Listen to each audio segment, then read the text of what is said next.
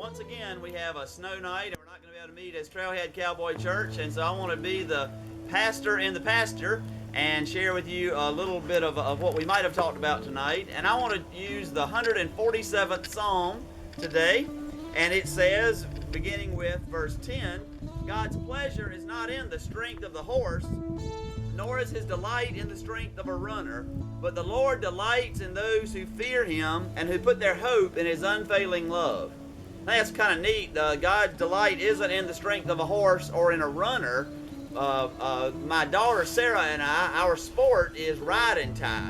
And that's where one person is on a horse. This is Cruz. He's one of our primary riding tie horses. And the other one is on foot.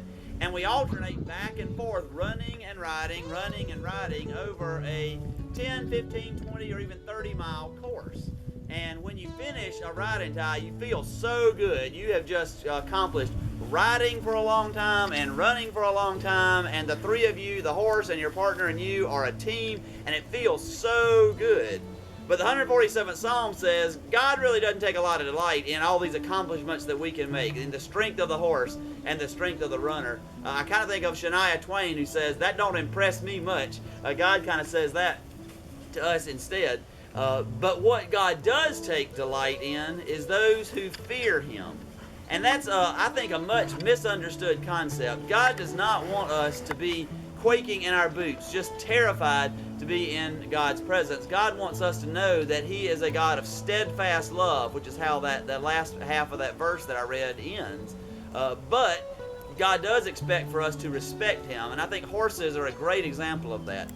Some of you from the Cowboy Church know I'm a big fan of Monty Roberts. I've learned a lot about theology from Monty Roberts, the horse whisperer. He grew up with a very abusive father, and his father expected him to do things because he made his children terrified of him. And his father did this exact same thing with horses. He broke horses by making them terrified, and because they feared him so much, they would do what he wanted them to do.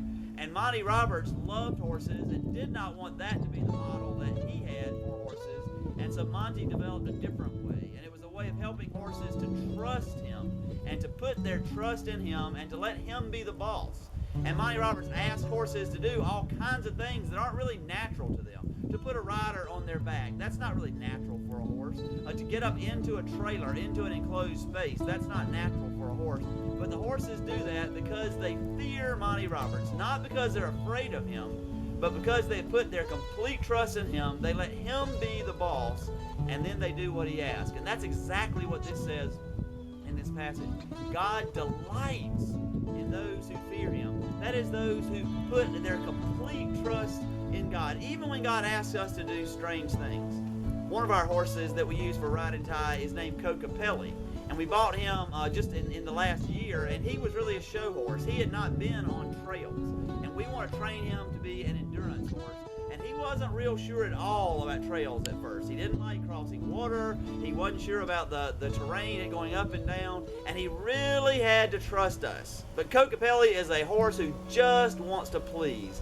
He loves us, and he knows that we love him, and he just wants to please. I had the chance to ride him last fall down in the lower part of the state in an endurance race, and he just wanted to go. He was having so much fun, and he just wanted to go. And I really had to keep reining him back a little bit to keep him from going too fast, because I knew that we had a long race ahead of us. But he wanted to please, and he wanted to go, and I took such delight in that.